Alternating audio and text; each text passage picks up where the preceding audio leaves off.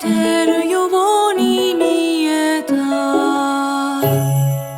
誰もいない路地裏の足跡はすぐ後ろに消え、かざす手からこぼれ落ちる夢のかけら儚く、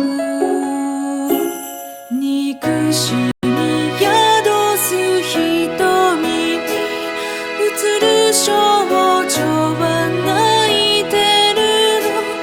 今宵かわいそうな私に心をください。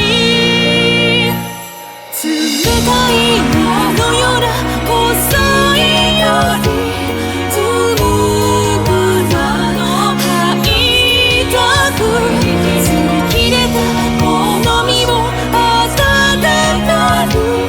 あなたは優しい雨がちに出ても。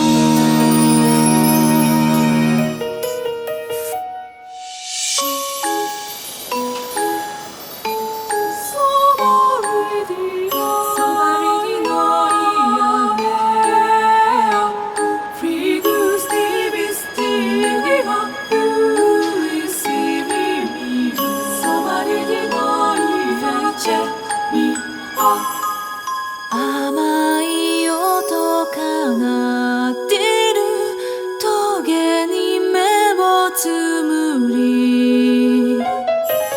深い罪を負うあなたは震えてるように見えた。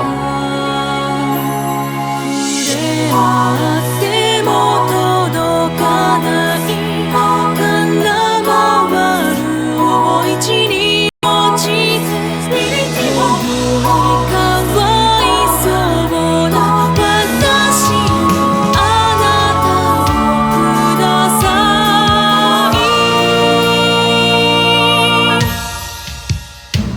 冷たい海のような口づけ